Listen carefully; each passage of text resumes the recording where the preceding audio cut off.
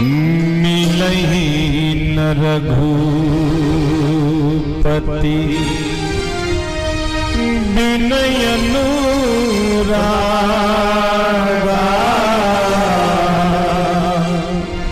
किए जोग जप ज्ञान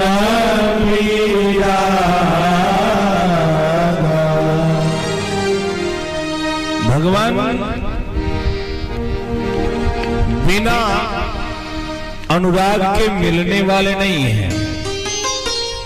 बोले परमात्मा बिना अनुराग के नहीं मिलेगा। बोले नहीं मिलेगा। बोले क्यों नहीं मिलेगा? बोले अनुराग में आपका जब भाव डूब जाता है तो भाव का जब प्राबल्य होता है, भाव की जब प्रमुखता होती है तो ईश्वर के हृदय तक वो बात पहुंचती है और वो द्रवित होता है। वो ईश्वर द्रवित होता है। अच्छा बोला ईश्वर द्रवित होता है तो जब द्रवित होता है तो क्या होता है? बोले द्रवित हो जाता है तो बह जाता है। जब द्रवित होता है तो ईश्वर बह जाता है। अच्छा ईश्वर बहता है? आज तक तो हमने सुना पानी बहता है, ईश्वर भी बहता है। बोले हाँ ईश्वर बहता है। बोले क्यों? बोले ईश्वर है क्या? ईश्वर है क्या? क्या ईश्वर मंदिर की मूर्ति है? क्या ईश्वर मंदिर में रखी गई मूर्ति है या ईश्वर काष्ठ की बनाई गई मूर्ति है? बोले नहीं, वो एक प्रतीक है, वो ईश्वर नहीं है। तो ईश्वर है कौन? तो हमारा वेदांत कहता ईश्वरः रसो वैसा। हमारा वेदांत कहता है ईश्वरः रसो वैसा। ईश्वर क्या है? बोले रस है। अरे ईश्वर रस है। तो जब ईश्वर रस है इसीलिए बाबा तुलसी ने अरणकांड की वंदना में भगवान को याद करते हुए राम जी को लिखा कृतनः पीबन्ति सततम श्री राम नामामृतम। कृतज्ञ लोग सतत राम नाम रूपी अमृत को पीते हैं। कृतज्ञ लोग सतत राम नाम रूपी अमृत को पीते हैं। एक आदमी ने कहा ए बाबा ये तो बड़ा कठिन है, संस्कृत बोल रहे हो, गंवार को थोड़ी समझ में आएगी। जो बेचारा नहीं पढ़ा है, जो संस्कृत नहीं जानता है, उसको समझ में नहीं आएगी ईश्वर क्या है। तो बाबा तुलसी ने कहा ईश्वर की एक और व्यवस्था कर देता हूं जो गंवार हो वो भी जान जाएगा। कौन व्यवस्था करते हो? तो बाबा तुलसी लिखते हैं अरे ये तो राम रसायन तुम्हारे पास, राम रसायन तुम्हारे पास, सदा रहो रघुपति के दासा, सदा रहो रघुपति के दासा। सुमिरी पवन सुत पावन नामो, सुमिरी पवन सुत पावन नामो, सुमिरी पवन सुत पावन नामो, सुमिरी पवन सुत पावन नामो। अपने बस घरी राखे राम, अपने बस घरी राखे राम, अपने बस घरी राखे राम, अपने बस घरी राखे राम। हनुमान जी महाराज ने राम के नाम का सुमिरन किया। अध्यक्ष जी और संचालक जी विज्ञ लोग बैठे हैं। सुमिरन को लोग बड़ा आसान समझते हैं कि सुमिरन सुनने में बड़ा आसान है, लेकिन सुमिरन शब्द सुनने में आसान है। जिस दिन आप सुमिरना शुरू करेंगे ना, उस दिन समझ में आएगा कि सुमिरन आसान है कि बड़ा कठिन है। अभी आप सुन रहे थे राम जी को शंकर भगवान भी देखते हैं, और राम जी सीता जी को ढूंढ रहे हैं। खग मृग है मधुकर श्रेणी, तुम देखी सीता मृग नहीं। राम जी सीता जी को ढूंढ रहे हैं, आगे आगे राम जी, पीछे पीछे लक्ष्मण जी। सीता जी को का शोध हो रहा है। ईमानदारी से कहूं, मैंने आपको शुरू में कहा ईश्वर क्या है, बोले रस है। तो बाबा तुलसी ने एक बड़ा एक सुंदर उपमा दिया, अब परमात्मा को व्याख्यायित किया। अरे बाबा तुलसी, आपने अपने रामचरितमानस में दशरथी राम को लिखा, दाशरथी राम का वर्णन किया। आपने कई जगह खंडन किया कि परमात्मा निराकार है, लेकिन ए बाबा तुलसी, उस परमात्मा को जन जन तक आप कैसे पहुंचा सकते हैं?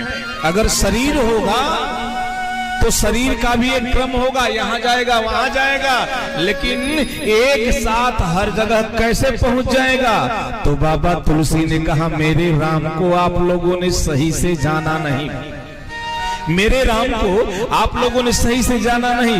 बोले कैसे आपके राम हैं? तो बाबा तुलसी लिखते हैं, ये तो बिनु पग चलई सुनई बिनु काना, बिनु पग चलई सुनई बिनु काना, कर बिनु करम करई विधि नाना, कर बिनु करम करई विधि नाना। आनन रहित सकल रस भोगी, आनन रहित सकल रस भोगी, बिनु बानी भक्ता बड़ जोगी, बिनु बानी भक्ता बड़ जोगी। तन बिनु परस नयन बिनु हीना, तन बिनु परस नयन बिनु हीना। ग्रहई बान बिनु बास असीका, ग्रहई बान बिनु बान असीका। अस सब भाती अलौकिक कथरा,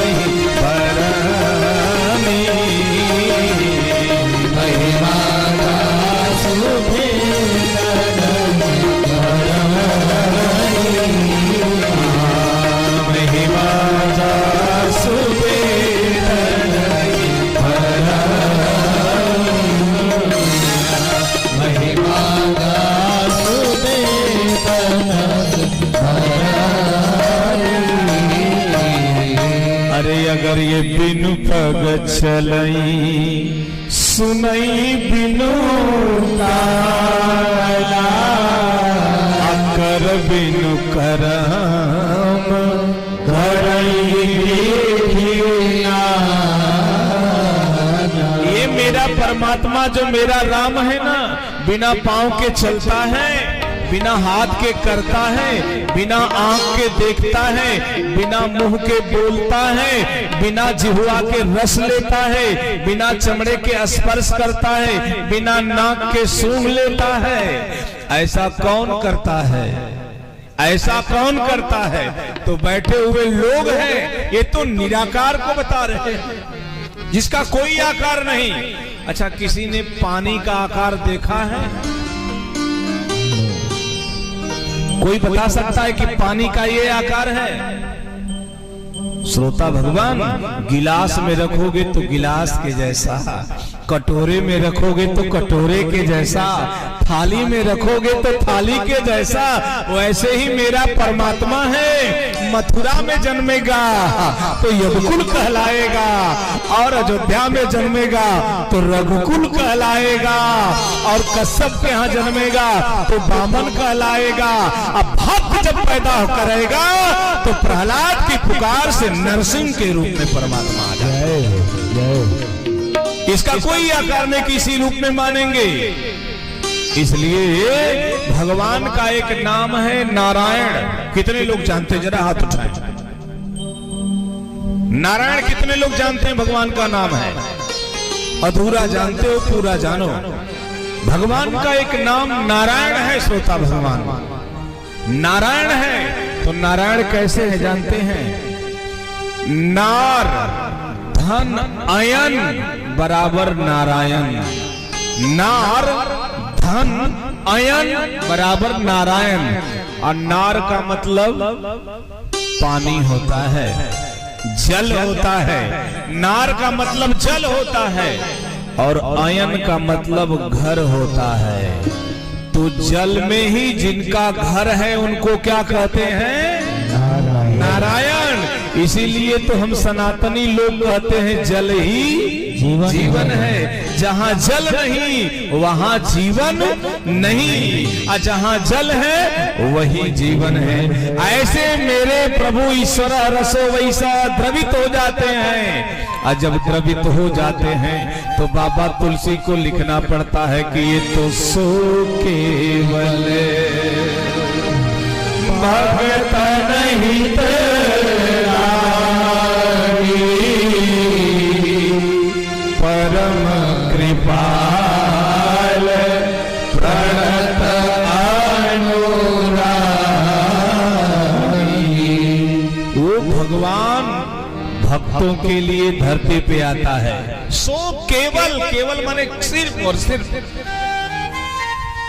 ये बात कौन कह रहा था? सुशांत शेखर भूत भावन भयंकर भयंकर पिनाकधारी काशीवासी आशुतोष देवादिदेव महादेव भगवान। किसको कह रहे थे? वो पीछे जो गुट में बैठी हुई है ना, ये सामान्य नहीं है। ये जो गुट में बैठी हुई है ये माताओं से।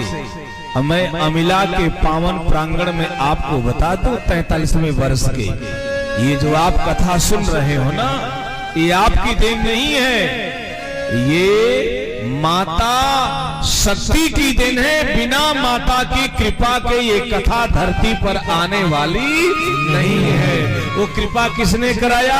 तो माता भगवती ने कराया था। जब हाथ जोड़ करके भगवान से कहा था, हे सरकार एक निवेदन आपसे मैं करना चाहती हूँ। भगवान ने कहा क्या? तो माता पार्वती ने कहा मैंने आपको बड़े ध्यान से देखा। अब ध्यान दीजिएगा, कथा में प्रवेश करते हैं थोड़ी समय के लिए। मैंने आपको बड़े ध्यान से देखा।